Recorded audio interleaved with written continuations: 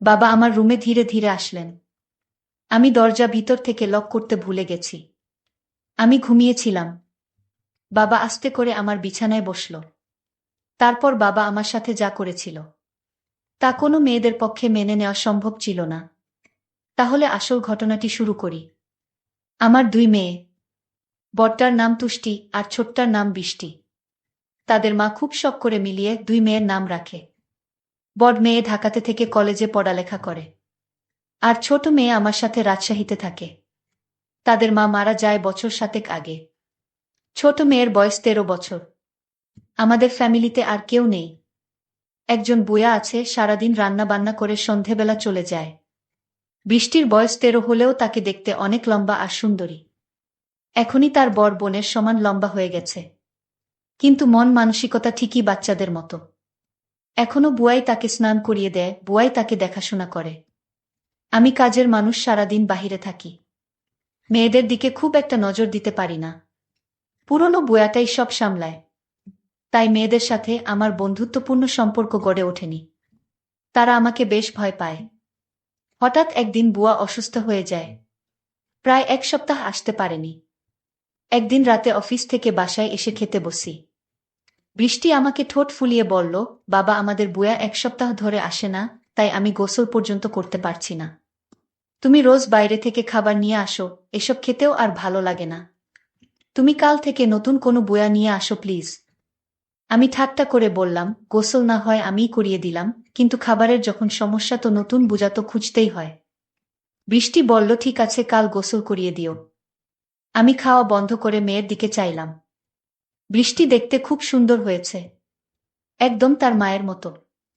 আমি বৃষ্টির দিকে তাকিয়ে থাকতাম, কারণ আমার মেয়ে বৃষ্টি ঠিক তার মায়ের মতো হয়েছে। আমি আমার মেয়ের চেহারার দিকে তাকালে আমার স্ত্রীকে যেন খুঁজে পেতাম। আমি ভাবতে লাগলাম, মেয়েটি তো বড় হয়েছে, তারপরও এখনো বাচ্চাদের মতো আচরণ করে। তাকে গোসল না করিয়ে দিলে সে গোসল করবে না। আমি বাবা হয়ে মেয়ের দায়িত্ব তো নিতে হবে। আমি বৃষ্টিকে বললাম, তুই এখন নিজের গোসল করা নিজে শিখ, কারণ কিছুদিন পর তো তোর শ্বশুর বাড়ি যেতে হবে। মেয়ে তখন বলল, বাবা আমি কোনোদিন শ্বশুর বাড়ি যাব না। আমি তোমার সাথে সারা জীবন থাকব। এই বাড়ি ছেড়ে আমি কোথাও যাব না। আমি আমার মেয়ের কথা শুনে অবাক হয়েছিলাম। এই মেয়েকে নিয়ে আমি কি যে করি। পরের দিন তাকে আমি গোসল করিয়ে দিলাম। নিজ হাতে তুলে ভাত খাওয়াইয়া দিলাম। তারপর মেয়ে আমার শান্ত হলো। আমি বললাম, যাও বৃষ্টি, এবার তোমার রুমে গিয়ে ঘুমিয়ে পড়ো। সে বায়না করে বলল, বাবা ঠিক আছে, বড় আপুকে ছাড়া আমি একা আমার রুমে ঘুমাতে ভয় করে। আমি তাকে সান্ত্বনা দিয়ে বলেছিলাম, শোন মা, কিছুদিন পর থেকে তুই আমার রুমে ঘুমাবি। ঠিক আছে, এখন নিজের রুমে গিয়ে ঘুমিয়ে পড়ো মা। তারপর মেয়ে যখন তার নিজের রুমে ঘুমাতে গেল, আমি গভীর রাতে আমি ধীরে ধীরে মেয়ের শোবার ঘরে গেলাম। গিয়ে দেখি সে টিভি দেখছে। আমি তাকে গিয়ে বললাম, মা তুমি এখনো টিভি দেখছো? আমার মেয়েকে বললাম, মারে, তোর মুখের দিকে তাকালে তোর মায়ের মুখটা আমার চোখের সামনে ভেসে উঠে। আমার কথা শুনে সে খুব খুশি হলো। আমি আমার মেয়ের দিকে তাকিয়ে রইলাম। আমি যেন আমার মেয়ের মাঝে আমার স্ত্রীকে খুঁজে পেলাম। আমি যখন এভাবে তাকিয়েছিলাম, সে কিছুটা অবাক হলো, বলল, তোমার কি হয়েছে বাবা? তুমি এভাবে আমার দিকে তাকিয়ে আছো কেন? আমি তোমার খুব আদরের মেয়ে, তাই না বাবা? আমি বললাম, হ্যাঁ মাম্মি, তুমি খুব আদরের মেয়ে আমার। আমার বাবা বলল, মাম্মি তোমার সাথে আমার একটা কথা ছিল। কি কথা? বাবা, মাম্মি তুমি আমার কথাটা রাখবে মাম্মি। আমার মেয়ে বলল, বাবা তুমি আমার জন্মদাতা, আর তোমার কথা কি আমি ফেলতে পারি? আমি তোমার সব কথা রাখব। তোমার কথা না রাখলে যে আমার অমঙ্গল হবে। আমি ভাবতে লাগলাম, কিভাবে কি করা যায়। হঠাৎ বুদ্ধি এলো মাথায়। আমি তাকে গম্ভীর হয়ে জিজ্ঞেস করলাম, কতদিন গোসল করিস না মা? প্রায় 1 সপ্তাহ। তাই? আচ্ছা ঠিক আছে, চলো আমি তোমাকে আজ গোসল করিয়ে দেই। কাজের বুয়া আসবে কোনোদিন, আর তুমি এতদিন গোসল ছাড়া থাকবা মাম্মি। গোসল না করলে ঘুম হবে না মাম্মি রাতে। তাই চলো আগে গোসলটা করিয়ে দেই। তুমি আমার মেয়ে, আমি তোমার যত্ন না করলে লোকে মন্দ বলবে। তাছাড়া আমি তোমাকে এভাবে থাকতে দিতে পারি না। চলো মাম্মি, তোমাকে গোসলটা করিয়ে দেই। এতদিন গোসল না করলে শরীর খারাপ হবে। মেয়ে বলল, এখন তো রাত, কাল সকালে করি আব্বু। আমি আমার মেয়ের কথা মেনে নিলাম। তবে মা, কাল তো আমি কাজে চলে যাব। ফিরতে আবার রাত হবে। মেয়ে বলল, ঠিক আছে বাবা, তাহলে কাল রাতে তুমি গোসল করিয়ে দিও। যাও বাবা, এখন গিয়ে ঘুমাও। আমিও ঘুমাবো। ঠিক আছে মা, তাহলে তুই ঘুমিয়ে পড়। আমিও ঘুমাতে গেলাম। পরের দিন সকালে উঠে আমি আমার মেয়েকে বললাম, মা আজ বাড়িতে কেউ নেই, তাই বাড়িটা একদম খালি পড়ে থাকবে। তোমার আজ আর স্কুলে যেতে হবে না। কাল স্কুলে যেও। আমি বাবার কথা শুনে খুব খুশি হলাম, কারণ আজ সারাদিন টিভি দেখতে পারবো। সেদিন আমি সারাদিন ঘরে বসে টিভি দেখেছিলাম। বড় আপুর সাথে ফোনে কথা বলেছিলাম। সন্ধ্যা ঘনিয়ে আসছে, বাবা এখনো বাড়িতে ফিরছে না। আমি বাবার জন্য অপেক্ষা করতে লাগলাম। কিন্তু বাবা প্রায় রাত 10টার দিকে বাড়িতে ফিরল। আমি বাবাকে জিজ্ঞেস করলাম, বাবা এত দেরি হলো কেন? আমি তোমার জন্য সেই কখন থেকে অপেক্ষা করছি। তোমার কোনো খবর নাই। বাবা বলল, মা আমি একটা ঝামেলায় পড়ে গিয়েছিলাম, তাই আসতে একটু দেরি হয়ে গিয়েছে। এখন চলো মা, গোসল করিয়ে দেই। মেয়েটা বলল, বাবা আমি আজ গোসল না করলে হয় না, খুব শীত লাগছে। আমি মেয়েকে বললাম, মা আজ তোমার গোসল করতে হবে, নইলে তোমার শরীরে অসুখ হয়ে যাবে। শরীরের সর্দি জ্বর আসতে পারে। আমি বাবার কথা শুনে বললাম, ঠিক আছে বাবা, চলো আমি গোসল করব। আমি তাকে বাথরুমে নিয়ে গেলাম। তারপর আমার ছোট মেয়েটাকে গোসল করিয়ে দিলাম। আমার লক্ষ্মী মেয়েটা বলল, বাবা আজ মাথাটা অনেক ভালো লাগছে, আমার শরীরটা ভালো লাগছে। আমি বললাম, গোসল হচ্ছে আল্লাহর নেয়ামত, গোসল না করলে শরীর ভালো লাগে না, রাতে ঘুম হয় না। আজ তোর অনেক ভালো ঘুম হবে। তারপর রাতের খাবার খেয়ে যখন আমি ঘুমাতে গেলাম, আমার মেয়ে বলল, বাবা আজ তুমি আমার রুমে ঘুমাবে, কারণ এই রুমে আমি একা একা থাকতে ভয় লাগে। আগে তো আপু আর আমি একসাথে থাকতাম। আমি আমার মেয়ের কথা শুনে বললাম, ঠিক আছে মাম্মি, তুমি আমার রুমে চলে আসো। আমি আর আমার মেয়ে গল্প করতে শুরু করলাম। আমার মেয়ে আমায় জিজ্ঞেস করলো, বাবা তুমি মায়ের অভাব বোধ করছো? হ্যাঁ মা, তোর মা তুই অনেক ছোট থাকতে মারা গিয়েছিল। আমি তোদের কথা চিন্তা করে আমি আর কোনো বিয়া করিনি, কারণ সৎ মা বাড়িতে নিয়ে আসলে আরো যন্ত্রণা বাড়বে। তাই এইসব ভেবে আর বিয়ে করিনি, কারণ তোদের মুখের দিকে তাকিয়ে আমি সারাটা জীবন কাটিয়ে দিব। বাবার কথা শুনে আমার কান্না চলে আসছিল। আমার বাবা তার নিজের সুখ খুঁজেননি, আমাদের সুখের জন্য বাবা সারাটা জীবন এভাবে কাটিয়ে দিল। আসলে এরকম বাবা হয় না এই যুগে। কিন্তু আমি যে ভাবনাটা ভেবেছিলাম সেটা আমি ভুল ভেবেছিলাম। জানি না সেটা ভুল না সঠিক। আমি পরদিন রাতে বাবার রুমে থাকতে চাইনি, কারণ রাতে বাবা নাক ডাকে। এটাও সমস্যা ছিল না, আমি বাবাকে পাশে রেখে মোবাইল দেখতে পারি না। আর সেই জন্য সিদ্ধান্ত নিলাম, আজ থেকে আমি আমার রুমে একা ঘুমাবো। আমি পরদিন বাবাকে বললাম, বাবা আজ আমি একা একা আমার রুমে ঘুমাবো। আর সেদিনেই ঘটল আসল ঘটনা। আমি রাতে আমার রুমে যখন ঘুমাতে গেলাম, তখন বাবা আমায় ডাক দিয়ে বললেন, মাম্মি আজ তুমি তোমার রুমে একা ঘুমাতে ভয় পাবে না? মেয়ে আমার বলল, না বাবা, আমি তো দিন দিন বড় হচ্ছি, আর এখন আমার একা একা রুমে ঘুমাতে ভয় করে না বাবা। তুমি ঘুমিয়ে পড়ো। কিন্তু আমার চোখে কোনো ঘুম নেই। আজ 15 বছর ধরে আমি একা। আমার স্ত্রী একটা রোড অ্যাক্সিডেন্টে মারা যায়। আমার স্ত্রী দেখতে অনেক সুন্দরী ছিল। আমার তো মন চায় অনেক কিছু করার। যাই হোক, আমার চোখে ঘুম আসছিল না। ঘড়ির কাঁটার দিকে তাকিয়ে দেখি রাত প্রায় 1টা বাজে। আমি আস্তে করে আমার মেয়ের রুমের দরজার কাছে গেলাম। দরজাটা ধাক্কা দিতেই খুলে গেল। আমার মেয়ে হয়তো দরজাটা ভিতর থেকে লক করতে ভুল গেছে। আমার আর কষ্ট হলো না। আমি রুমের ভিতর ঢুকলাম। আমার মেয়ের দিকে তাকিয়ে দেখি কত শান্তির ঘুম ঘুমাচ্ছে। মনে হচ্ছে নিষ্পাপ একটা মেয়ে। তাকে ড্রিম লাইটের আলোতে অনেক সুন্দর দেখা যাচ্ছিল, ঠিক তার মায়ের মতো। আমার কাছে মনে হলো এটাই বুঝি আমার স্ত্রী।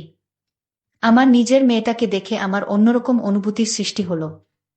আমি ধীরে ধীরে মেয়ের বিছানার পাশে গিয়ে বসলাম। এক নজর তার দিকে তাকালাম।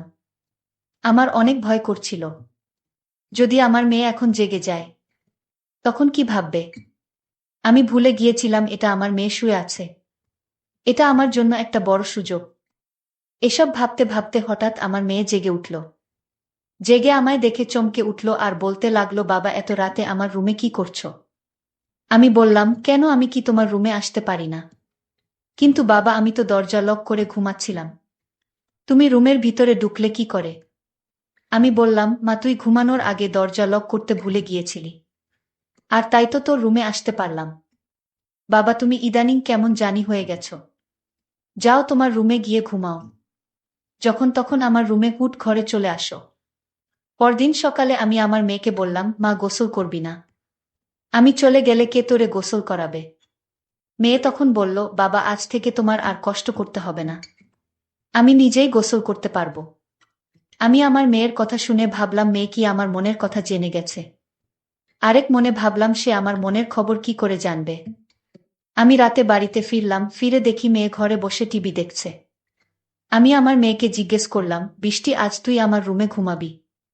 কারণ আমার শরীরটা ভালো না। আমি বাবার বাহনা কিছুটা বুঝতে পারছি। কারণ বাবার ইদানিং মনের ভিতর খারাপ কিছু চলছে। আমার বাবাকে সন্দেহর সৃষ্টি হলো। আমি সিদ্ধান্ত নিলাম, আমি আর বাবার রুমে ঘুমাবো না। বাবা ইদানিং পাগলের মতো হয়ে গেছে। আমি আজ আমার রুমে ঘুমাতে গেলাম। রাতের শরীরটা ক্লান্ত ছিল। তাই আজ সকাল সকাল ঘুমিয়ে পড়েছিলাম। রাত যখন গভীর হলো, আমি অনুভব করলাম আমার রুমে কে যেন প্রবেশ করছে। আমার সাথে অদ্ভুত আচরণ করার চেষ্টা করছে। আমি যখন বুঝতে পারলাম, আমি ঘুম থেকে উঠে বাবাকে দেখতে পাইলাম। আমি বাবাকে বললাম, বাবা এত রাতে আমার রুমে কেন আসলে? আর আমার সাথে এমন আচরণ কেন করছো? বাবা তুমি ভুলে গেছো আমি তোমার মেয়ে। তুমি এখনই রুম থেকে বাহির হয়ে যাও।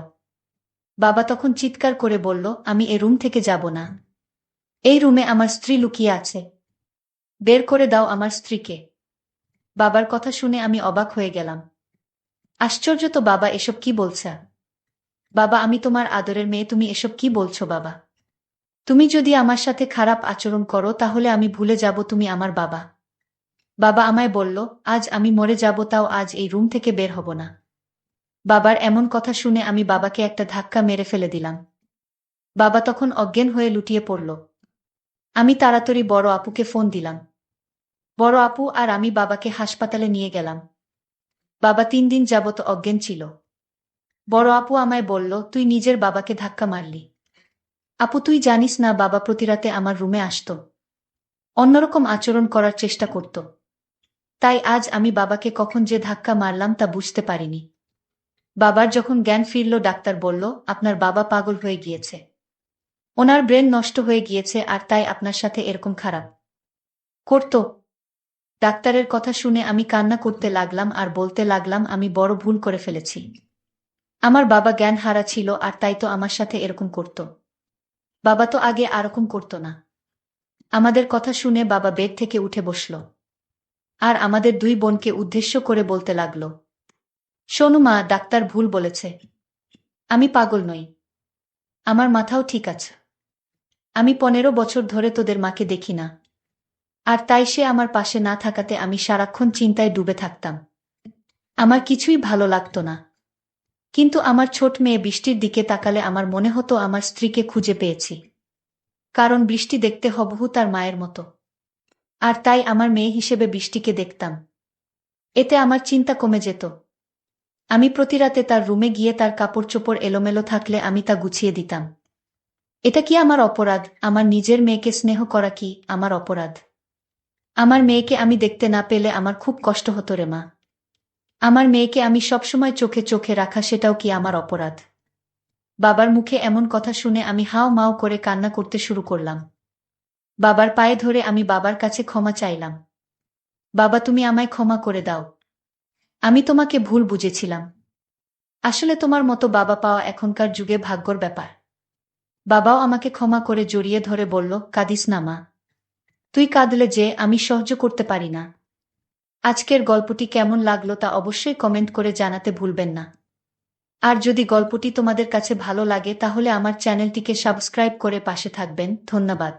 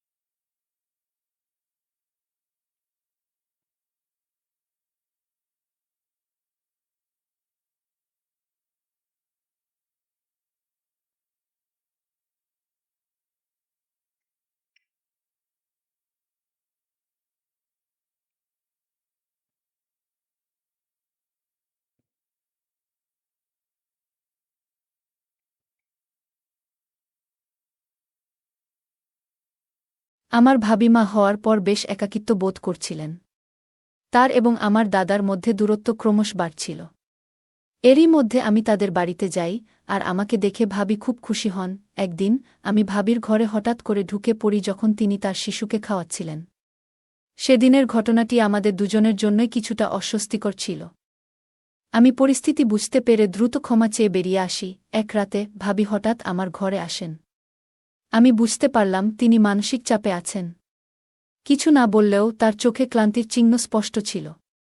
তিনি বললেন, আমার দিনগুলো খুব কঠিন যাচ্ছে, একটু মানসিক সমর্থন দরকার। এরপর তিনি এসে আমার পাশে বসেন।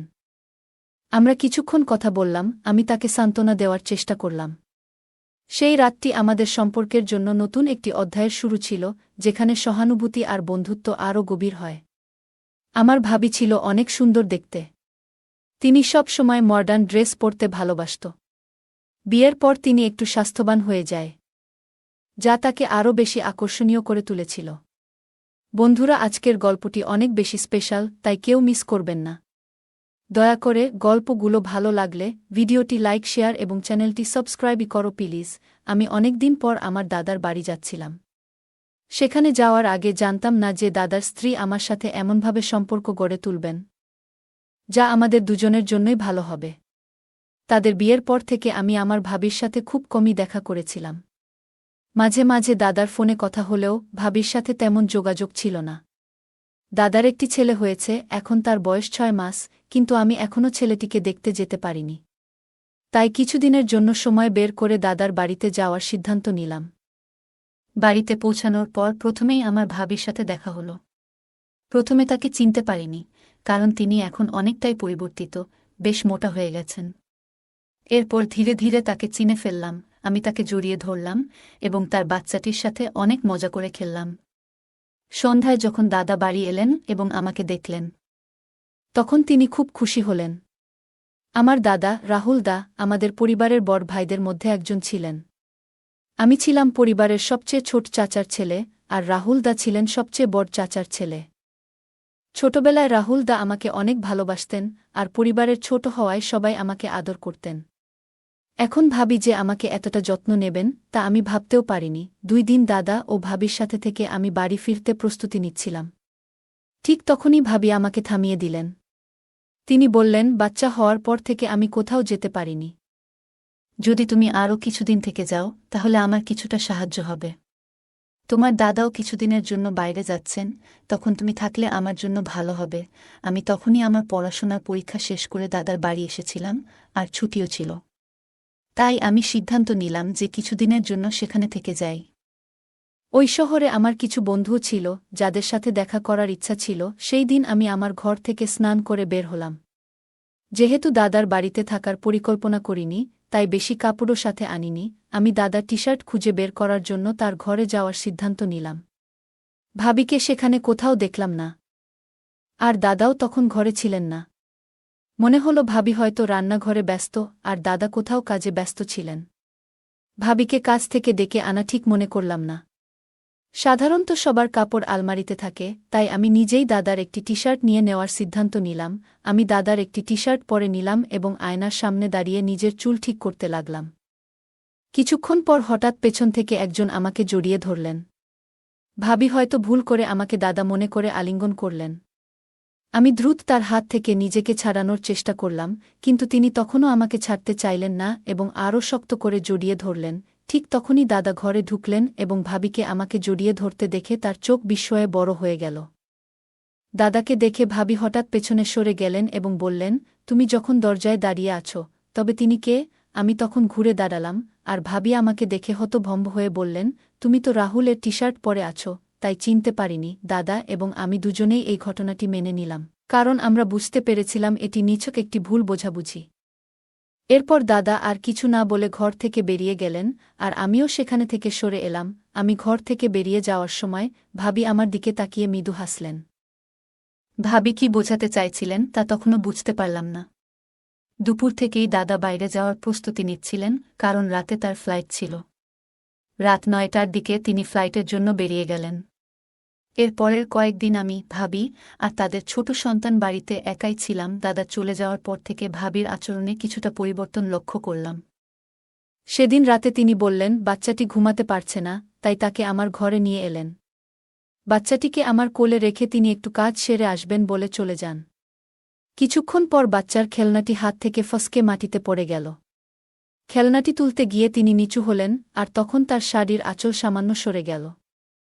কিন্তু আঁচল ঠিক করার চেয়ে তিনি খেলনাটি তোলার দিকে বেশি মনোযোগ দিলেন, যা দেখে আমি একটু অস্বস্তিতে পড়লাম। পরে তিনি খেলনাটি তুলে আঁচল ঠিক করে নিয়ে বললেন, আজ সারাদিন রাহুলের যাওয়ার প্রস্তুতিতে ব্যস্ত ছিলাম, খুব ক্লান্ত লাগছে। এখন একটু বিশ্রাম না নিলে ভালো লাগবে না। এখন স্নান না করলে আমার মনের প্রশান্তিও হবে না। তুমি কি একটু সময়ের জন্য তোমার ভাতিজাকে সামলাতে পারবে? আমি সম্মতি দিলাম, এবং ভাবি বাচ্চাটিকে রেখে স্নান করতে চলে গেলেন। আমি বাচ্চাটির সাথে খেলতে থাকলাম। কিছুক্ষণ পর বাচ্চাটি কান্না করতে শুরু করল। হয়তো ওর খিদে পেয়েছিল। আমি তাকে নিয়ে ভাবির ঘরে গেলাম, দেখলাম ভাবি চুল শুকাচ্ছেন। আমাকে দেখে তিনি বাচ্চাটিকে আমার হাত থেকে নিলেন। আমি ঘর থেকে বেরিয়ে আসতে যাচ্ছিলাম, ঠিক তখন ভাবি বললেন, আমার মাথা খুব ব্যথা করছে, মনে হয় না চুল ধোয়া উচিত ছিল। ভাবি মাথা ব্যথার কথা বললেন, তাই আমি রান্নাঘরে গিয়ে তার জন্য একটু আদা চা বানিয়ে নিয়ে এলাম। নিজের জন্য 1 কাপ বানালাম, কারণ চা আমার অনেক দিনের সঙ্গী। ডিগ্রি পড়ার সময় রাত জেগে পড়াশোনা করতাম, তখন থেকেই চা পানের অভ্যাসটা লেগে গেছে। 2 কাপ চা নিয়ে ভাবির ঘরে ফিরলাম। তখন দেখলাম ভাবি বাচ্চাকে খাইয়ে দিয়ে শুয়ে আছেন। হঠাৎ চোখে পড়ল তার গাউনের কিছু অংশ একটু সরেছে, আর আমি তৎক্ষণাৎ দৃষ্টি অন্যদিকে সরিয়ে নিলাম। ভাবি আমাকে বললেন, দেবরজি, তোমার চোখ ফিরিয়ে নেওয়ার কি দরকার?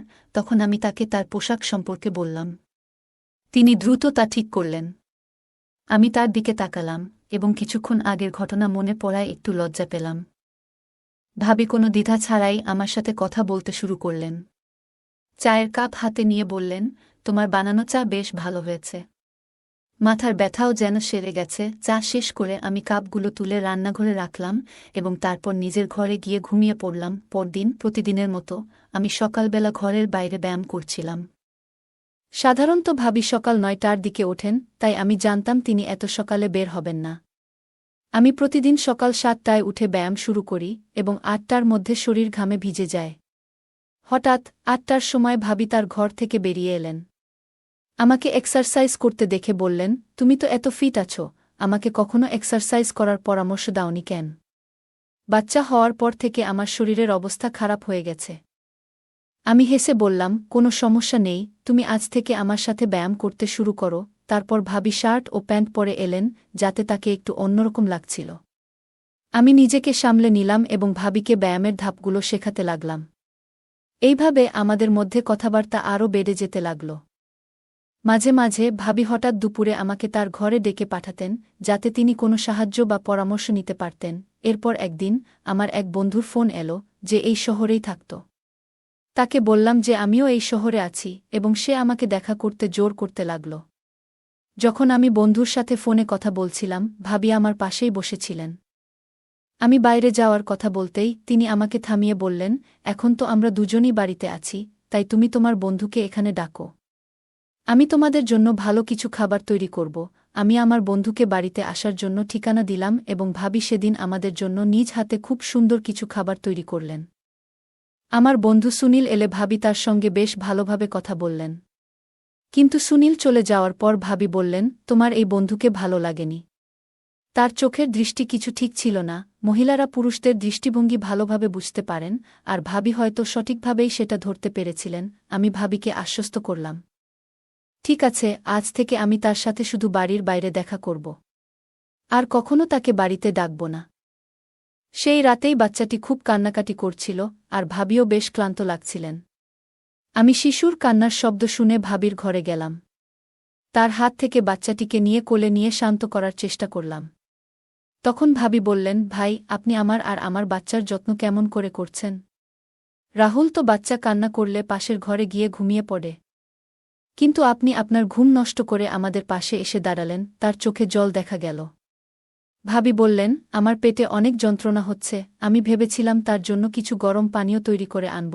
তখনই তিনি আমার হাত ধরে বললেন, কিছু আনার দরকার নেই, এটা আমার শারীরিক সমস্যার কারণে হচ্ছে এবং আগামী কয়েকদিন এমনটাই চলবে। ভাবি হঠাৎ করে তার মাথাটা আমার কাঁধে রাখলেন। আমি বুঝলাম, সম্ভবত তিনি বেশ ক্লান্ত আর অসুস্থ বোধ করছেন। বাচ্চাটাও তাকে সারাদিন বিরক্ত করেছে। তাকে আরাম দিতে আমি তাকে বিছানায় শুইয়ে দিলাম এবং মাথায় আলতো করে হাত বোলাতে লাগলাম। কিছুক্ষণ পর ধীরে ধীরে তার মুখে আরামের ভাব ফুটে উঠল। কয়েকদিন পর ভাবির শরীর আগের তুলনায় বেশ সুস্থ মনে হল। ভাবি আমার ঘরে এলেন, আজ যেন তাকে দেখতে আরও সুন্দর লাগছিল। তিনি কালো রঙের একটি শাড়ি পরেছিলেন। ভাবি বললেন, ভাই, এই কয়েকদিনে আপনি আমার খুব যত্ন নিয়েছেন। বিয়ের পর থেকে রাহুল কখনোই আমার এতটা খেয়াল রাখেনি। অন্তত আমি মনে করতে পারছি না। আপনার মতো একজন স্বামী পেলে হয়তো আমার জীবনটা আরও সুন্দর হতো। কিন্তু কি করব, আমার ভাগ্যই খারাপ। আমি ভাবলাম, অনেক মহিলাই তাদের স্বামী সম্পর্কে অভিযোগ করেন, হয়তো ভাবিও তেমনি কিছু বলছেন। কিন্তু কিছুক্ষণ পর তিনি আরও কাছে এসে বললেন, ভাই, আপনার কাছ থেকে একটা বড় সাহায্য চাই। তিনি বললেন, গত কয়েকদিনে আপনার কাছ থেকে আমি যে সমর্থন পেয়েছি সেটা কোনোদিন ভুলব না। ভাবি এত সহজভাবে কথাগুলো বললেন যে আমি কিছুটা বিস্মিত হলাম। আমি জিজ্ঞাসা করলাম, ভাবি, আপনি ঠিক আছেন তো? এসব বলার মানে কি? আমি বিষয়টিকে গভীরে নিতে চাইছিলাম না, তাই আলাপ অন্যদিকে ঘোরানোর চেষ্টা করছিলাম। তখন হঠাৎ করে ভাবি কেঁদে উঠলেন। বললেন, আজ পর্যন্ত আমি অনেক কষ্ট মনে ধরে রেখেছি। আজ আপনার সামনে সব কিছু খুলে বলতে ইচ্ছে করছে। ভাবি বললেন, তোমার ভাই অনেক দিন ধরে অসুস্থ, আর তার প্রভাব আমাদের ছেলেও সহ্য করছে। জন্ম থেকেই আমার সন্তান দুর্বল। তোমার ভাইয়ের অসুস্থতার কারণেই এমনটা হয়েছে। যদি গাছের শিকড় দুর্বল হয়, তাহলে ডালপালা কি শক্তিশালী হতে পারে? আমি অবাক হয়ে বললাম, ভাবি, তুমি এসব কি বলছ? তোমার কথাগুলোর মানে পুরোপুরি বুঝতে পারছি না।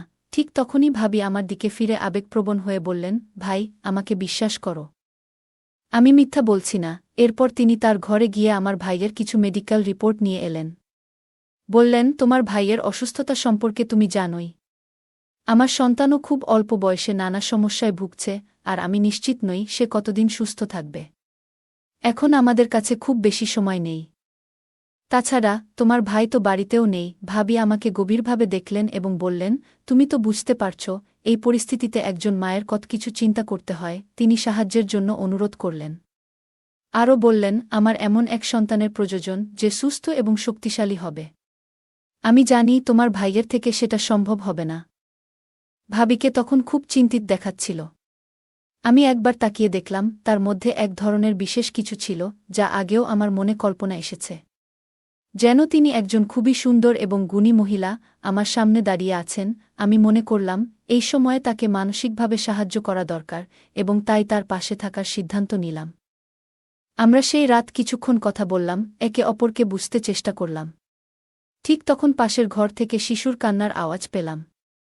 আমরা দুজনেই শিশুটির যত্ন নিতে উঠে গেলাম, কিন্তু আমার মনে হচ্ছিল এটা ঠিক হবে না। তাই আমি ভাবিকে বললাম যে সে যেন বাচ্চার দিকে একটু নজর রাখে। এরপর আমি গভীর ঘুমে ঢলে পড়লাম। যখন ঘুম ভাঙল তখন সকাল হয়ে গেছে। আমি ঘুম থেকে উঠে দেখি ভাবি আমার পাশে বসে আছেন। তিনি এখনও সেই একই নাইট ড্রেসে ছিলেন। মনে হলো তিনি রাতে একটুও ঘুমাননি, কারণ আমি উঠতেই ভাবি আমার সামনেই আছেন। তিনি হেসে বললেন, ভাইজা, আপনি তো আমাকে ভালোভাবেই বোকা বানালেন। আপনি রাজি বলার পরেও সরাসরি ঘুমিয়ে পড়লেন। আমি তখন তাকে আলতো করে বললাম, আমাদের জন্য সময় আছে, মাত্র একটা দিন নয়, সামনের 15 দিন আমাদের জন্যই রয়েছে। মনে রেখো, আমরা একে অপরের পাশে আছি। ভাবি নিজে থেকেই আমার দিকে এগিয়ে এসেছিলেন, তবে আমি বুঝেছিলাম এর আগে আমাকে কিছু মানসিক প্রস্তুতি নিতে হবে, কারণ এই অভিজ্ঞতা আমার জন্য নতুন ছিল। সেই দিন আমি সেলুনে গিয়েছিলাম এবং পথে আমার এক বন্ধুর কথা মনে পড়ে। সে বরাবরই মেয়েদের ব্যাপারে বেশ অভিজ্ঞ ছিল, সবসময় কাউকে না কাউকে ইমপ্রেস করার চেষ্টা করত। ভাবির সঙ্গে দেখা করার আগে আমি তার কাছ থেকে কিছু পরামর্শ নিলাম। সে আমাকে কিছু টিপস দিল। রাতে প্রতিদিনের মতো ভাবি আমার ঘরে এলেন। আমি মনে করলাম, বন্ধু একদিন বলেছিল, অনেক মানুষ চকোলেট পছন্দ করে এবং উপহার দিলে সম্পর্কের মধ্যে উষ্ণতা বাড়ে, তাই আমি ভাবিকে একটি চকোলেট দিলাম। তিনি মৃদু হাসলেন, আর সেই মুহূর্তে বুঝলাম তিনি অনেক আন্তরিক এবং অনুভূতিপ্রবণ। তার সঙ্গে কথা বলাটা খুবই মধুর ছিল এবং সেই দিনটা আমাদের মধ্যে একটি সুন্দর বন্ধুত্বের স্মৃতি হয়ে থাকল। পরের দিন সকালে ঘুম থেকে উঠে নিজেকে খুব সতেজ ও প্রশান্ত লাগল। জীবনের ২৫ বছরেও এমন অনুভূতি আগে কখনো হয়নি, যা আমাকে গভীরভাবে স্পর্শ করেছিল। সেই অভিজ্ঞতা মনে দাগ কেটেছিল। এরপর থেকে ভাবির সঙ্গে সময় কাটানো যেন একটা অভ্যাসে পরিণত হল। আমরা বিভিন্ন বিষয়ে কথা বলতাম আর তার সঙ্গ উপভোগ করতাম। তবে কিছুদিন পর দাদা বাড়ি ফিরলেন। আমি ভেবেছিলাম হয়তো এখন আমাদের বন্ধুত্বের সেই খোলামেলা মুহূর্তগুলো আর আগের মতো থাকবে না। তবুও রাতের সময় যখন সবাই ঘুমিয়ে থাকত, ভাবি মাঝে মধ্যে আমার সঙ্গে কিছু সময় কাটাতে আসতেন। আমরা তখন নানা বিষয় নিয়ে আলোচনা করতাম। একবার রাতের বেলা ভাবি আমার ঘরে এসে হাসি মুখে বললেন, গত ২ দিন ধরে আমার মনে হচ্ছিল আমি হয়তো মা হতে চলেছি। আজ চেকআপ করানোর পর নিশ্চিত হলাম যে আমি গর্ভবতী। দেবরজি, আপনি বাবা হতে চলেছেন আর আমি মা। আমি ভাবিকে অভিনন্দন জানালাম। তখন ভাবি বললেন, দেবরজি, শুধু অভিনন্দন দিলেই হবে না। যখন এই সন্তান আপনার, তখন তার দায়িত্ব আপনাকেই নিতে হবে। আমি অবাক হয়ে বললাম, দায়িত্ব? কিসের দায়িত্ব? ভাবি তখন বললেন, আপনাকে আপনার সম্পত্তির অর্ধেক অংশ এই সন্তানের নামে করতে হবে। ভাবির কথা শুনে যেন আমার পায়ের নিচ থেকে মাটি সরে গেল। আমি বললাম, ভাবি, আপনি কি বলছেন? আমার নামে তো ১ টাকাও নেই। ভাবি কিন্তু আমার কথা মানতে রাজি নন। তিনি বললেন, আপনি যতই অস্বীকার করুন, আমি জানি আপনার নামে কত সম্পত্তি আছে। যদি আপনি আমার কথা না মানেন, তবে আমাকে সবকিছু আপনার দাদাকে জানাতে হবে। এরপর আপনার পরিবারের সামনে কিভাবে বদনাম হবে, তা আপনি নিজেই দেখবেন। আমি বললাম, ভাবি, আপনি এই বাড়িতে মাত্র ২ বছর আগে এসেছেন। আর এই ২ বছরে আমি আপনাকে কোনো বড় পারিবারিক অনুষ্ঠানে দেখিনি। তাহলে আপনি আমার সম্পত্তি সম্পর্কে কিভাবে জানলেন? ভাবি আমার প্রশ্নের মুখে কিছুটা অসহায় হয়ে গেলেন। আমি আবার বললাম, নিশ্চিতভাবেই দাদা আপনাকে এসব বলেছিলেন। কিন্তু ভাবি, আপনার কাছে যত সম্পত্তিই থাকুক না কেন, কয়েক বছরের মধ্যে সেটা কোনো কাজে আসবে না। সে শুনে খুব চিন্তায় পড়ল। আমি তাকে মৃদু হেসে বললাম, তুমি কিছু বুঝতে পারছ? তখন সে বলল, দেবর, তুমি কি বলতে চাচ্ছ? আমি উত্তর দিলাম, আমার শরীরে এক ধরনের রোগ আছে, যেটা হয়তো তোমারও হতে পারে। তবে চিন্তা করো না, এটা খুব জটিল কিছু, যা কখনো ঠিক হবে না। আর কিছুদিন পরেই আমি মারা যাব, সাথে তুমিও। তাই আমি আমার সম্পত্তির এক অংশ তোমার নামে লিখে দিতে চাই। সে তখন খুবই অবাক হয়ে গেল। তার মুখ লাল হয়ে উঠল এবং বলল, এই কি বিপদে পড়লাম আমি। তারপর সে তার স্বামীকে জোরে জোরে ডাকতে শুরু করল। দাদা সঙ্গে সঙ্গে ঘরে চলে এলো, যেন বাইরে দাঁড়িয়ে সবকিছু শুনছিল। তখন ভাবি তার স্বামীকে বলল, আমি সম্পত্তির জন্যই তোমার ভাইয়ের কাছে এসেছিলাম। কিন্তু আমি জানতাম না যে তার শরীরে এই ধরনের সমস্যা রয়েছে। এখন আমাকে কি করতে হবে? এরপর দাদা আর ভাবির মধ্যে তর্ক শুরু হয়ে গেল। আমি সব বুঝতে পারছিলাম যে ভাবির পরিকল্পনাটি সঠিকভাবে সফল হয়নি। ভাইয়ের সাথে ভাবির প্রথম পরিচয় এবং এরপর যা ঘটেছিল, সবকিছুই এখন পরিষ্কার হয়ে গেল। সে খুব লোভী, আর সেই কারণেই ভাইয়া তার থেকে দূরে সরে গিয়েছিল। তার স্বার্থ ছাড়া সে কারো কাছে আসে না। রাহুল ভাই আমাকে শুধু ভাবির ব্যাপারে সতর্ক করেছিল। কিন্তু সেদিন রাতে দাদার আসল চেহারাটাও আমার সামনে উন্মোচিত হল। তারা দুজন মিলে আমাকে ঠকিয়ে আমার সম্পত্তি হাতিয়ে নেওয়ার পরিকল্পনা করেছিল। আমি দাদাকে বললাম, দাদা, তুমি এতটা নিচে নামতে পারবে তা আমি ভাবতেও পারিনি। তুমি কিভাবে তোমার স্ত্রীকে অন্য পুরুষের সঙ্গে সম্পর্ক রাখতে দাও? শুধু টাকার জন্য তুমি নিজের ভাইয়ের সঙ্গে প্রতারণা করছ। আমি ভেবেছিলাম আমার দাদা এখনও আমাকে নিঃস্বার্থভাবে ভালোবাসে। কিন্তু আমি ভুল ছিলাম। আমার কথা শুনে দাদা চুপচাপ মাথা নিচু করে দাঁড়িয়েছিল। আর ভাবির চোখে তখন জল। আমি তখন ভাবিকে সত্যিটা জানিয়ে দিলাম। আমি বললাম, ভাবি, তোমার চিন্তা করার দরকার নেই। আমার কোনো গোপন রোগ নেই, আর আমি তোমার সঙ্গে কিছুই ভুল করিনি। যখন তুমি আমার কাছে আসতে, আমি তোমাকে চকোলেট খেতে দিতাম, যাতে ঘুমের ওষুধ মেশানো ছিল।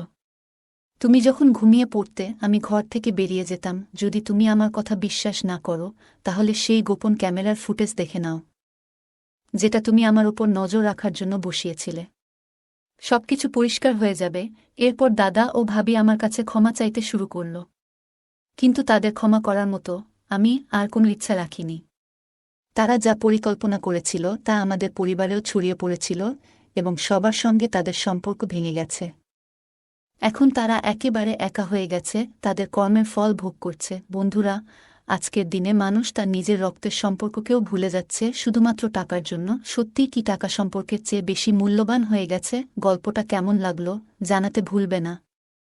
আরও মজার মজার রোমান্টিক গল্প শুনতে চাইলে ভিডিওটি লাইক, শেয়ার এবং চ্যানেলটি সাবস্ক্রাইব করতে এবং বেল আইকনটি ক্লিক করতে ভুলবে না। ধন্যবাদ।